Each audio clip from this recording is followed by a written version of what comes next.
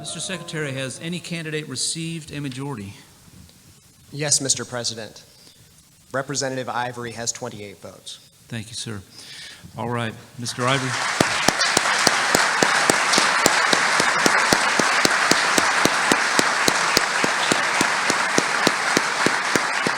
What an honor to be here. What an honor to be here in this amazing place. I had the opportunity to go to Monticello and Montpelier before we came here and sit in the room where James Madison constructed the Virginia Plan and discuss what they did. It's an amazing time. I'm reminded of this time, my 6-year-old son, when he was 6, a long time ago, he struggled to learn how to ride his bicycle. And he would try and he would fall and he would try and he would fall and he would try and he would skin his knees and bump his elbows, and he was sure that he was never going to learn how to ride his bike, and he nearly gave up, and it kind of worried his mom and me. And one day, after quite a few months it seemed, he came and he mustered up all the courage he had in his little 6-year-old body, and he said, "Mom and Dad, today's the day. Today's the day. The winds of change are about to blow," my little 6-year-old said.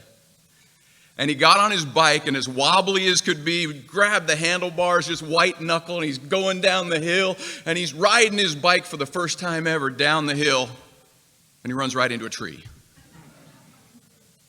And he got back on his bike with all the courage and the faith and the determination and rode his bike up the hill as wobbly as he could go.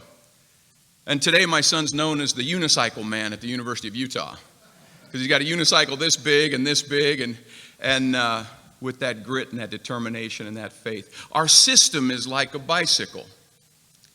2 spheres, they say in Federalist 51.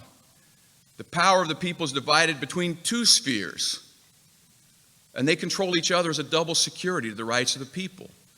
But on those 2 spheres, like tires on a bicycle that had predetermined tire pressure, few and defined, numerous and indefinite. Today we find ourselves with a federal tire that's bloated to the point of about to explode. And we've got a state tire that is so flat it's about to chew the rubber right off the rim. And I would submit to you the answer to this system problem is not a new rider. It's not Trump or Clinton. It's not does the bicycle go to the left or does the bicycle go to the right. It's fix the bicycle.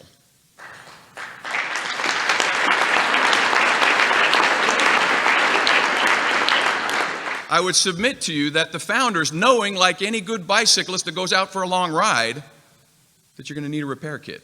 You're going to need tools and patch kits and pumps and a multi-tool, because they knew that there would need to be repair and maintenance on that system the more it was used. George Washington said, "We left the door open. We left the constitutional door open." And the multi-tool that they left, we've heard so much here, is Article 5. Article 5 of the Constitution is the multi-tool to repair and amend and maintain the system.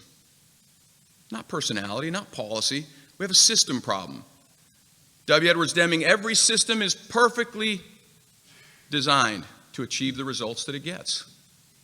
Our system in disrepair is designed to achieve $1 trillion a year deficit, $20 trillion in debt, 90,000 pages of regulation, 5,000 federal felonies. We have a system designed to achieve that, and you all swore an oath, as you were intended to be as constitutional officers, to work on the system. Commissioners, the winds of change are about to blow, and that's you. And that's the people you represent. As I was walking from here to grab my binder after breakfast, someone that's just staying in the hotel said, "What are you all doing here?" And I said, "They're commissioners from every one of the states here to exercise our oath to repair and maintain the system." And he says, "Oh, I'm so glad. I'm so glad. Please do that job. We need it so badly." Commissioners, the winds of change are about to blow. You've sworn an oath, and as James Madison said, introducing the Bill of Rights, that the state legislatures will be the sure guardians of the people's liberty.